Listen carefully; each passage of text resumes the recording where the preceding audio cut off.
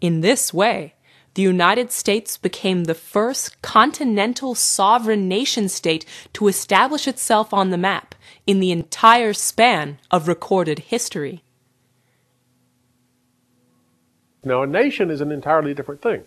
A nation, if you look at our Constitution and Declaration of Independence, where it says clearly that the purpose of what we're doing is to protect the general welfare of the population, that we're all in this together, that everybody gets protected, that we want to build a nation according to a concept which promotes culture, which promotes the development of the individuals and the creative potential of the human mind, because that's your real asset. The international consequences of America's achievement precipitated rapidly. Just as Carey had foreseen, the popularity of the American system spread throughout the globe as other nations perceived its successful thwarting of the British Empire. Nations such as Germany, Russia, and Japan underwent rapid development. Germany, in particular, began to develop a vast network of rail and canals.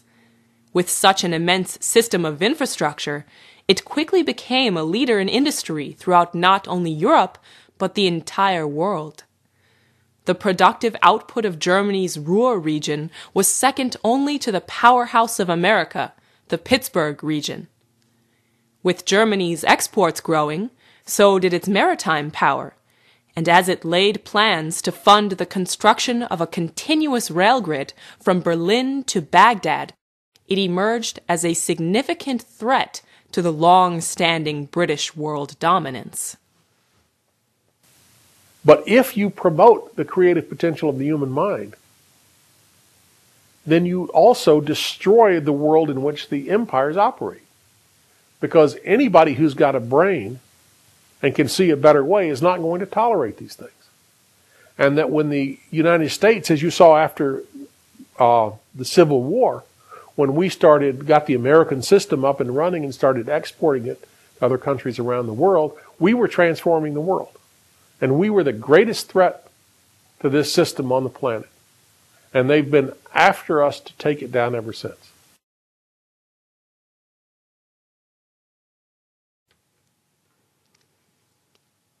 Though America could no longer be subverted by military means, such tactics were still fully deployable by the British against other nations.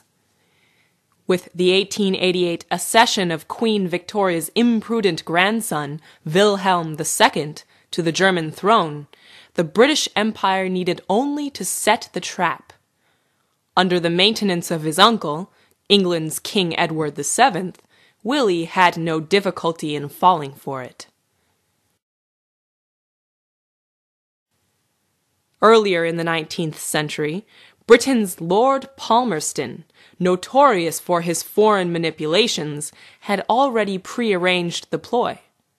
Were any conflict to break out between Germany and France, Palmerston well knew that the Belgian territory would be a crucial strategic position for German success. Thus, under his instigation, Belgium was set up as a neutral country, meaning that should any nation violate Belgium's border, that nation would immediately become the target of British aggressions. Britain had but to lure them in. Germany, however, had grown to such a power that Britain and France alone would not be capable of defeating her. The British method is to get other people to go out and fight a war and kill each other. And they then come in and pick up the pieces after the people have exhausted themselves in killing each other.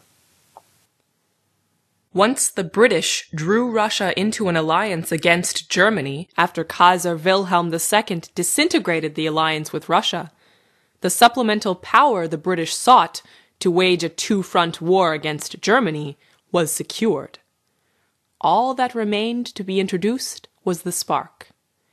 The convenient assassination of Austrian heir apparent Archduke Franz Ferdinand, carried out by means of Serbian nationalists, ignited the situation, pitting the Germans and Austrians against the Russians and French. The British, up to the last minute, maintained a public appearance of having no interest in the continental conflicts brewing in the summer of 1914. Yet, their intent was unrelentingly to crush Germany at all costs. So this is the way it happened. But the purpose was to destroy, geopolitically as they call it, to destroy continental Europe, continental Eurasia, to create it, maintain it under the control of the British Empire. And using whatever lies, whatever excuses and so forth they could use, whatever motives they could cook up to get this thing going. The essential thing is what's called geopolitics. To maintain the maritime power of the British system as the world empire. Always been their policy.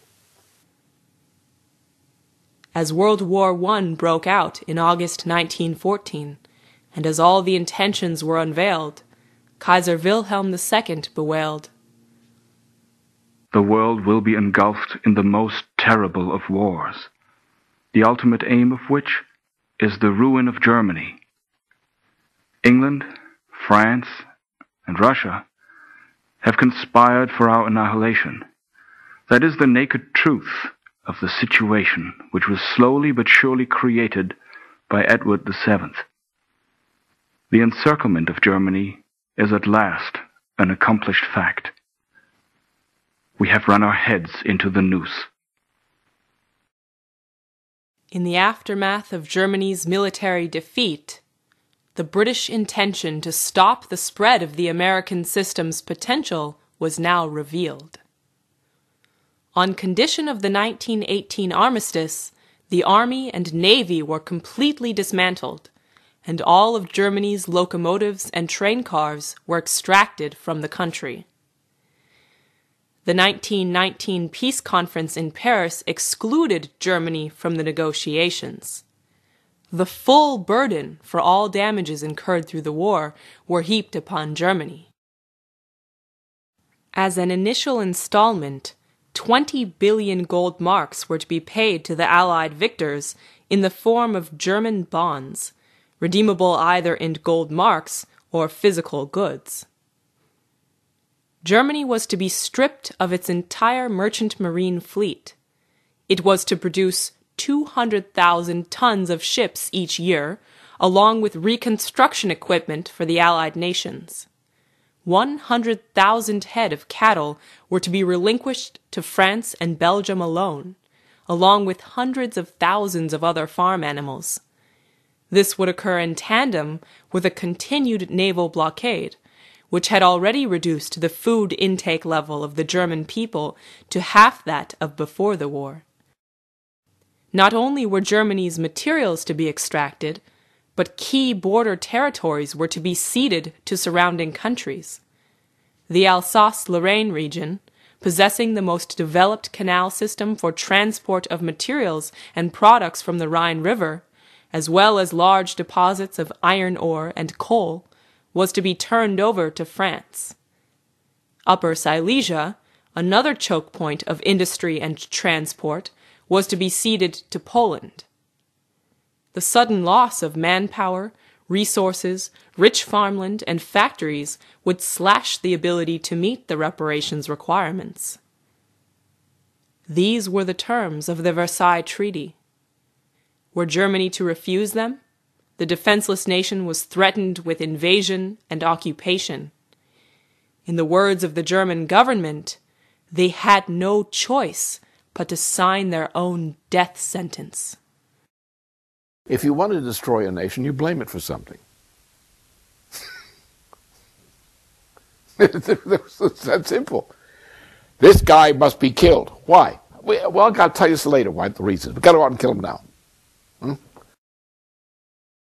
In the period between 1919 and 1921, Germany proceeded in forced march to fulfill the payments. The German government printed paper Reichsmarks to buy up the greater part of produced goods, in order to hand them over for reparations. Thus, since most of the production went toward payment rather than the development of the nation, nothing remained as a foundation to give value to the currency.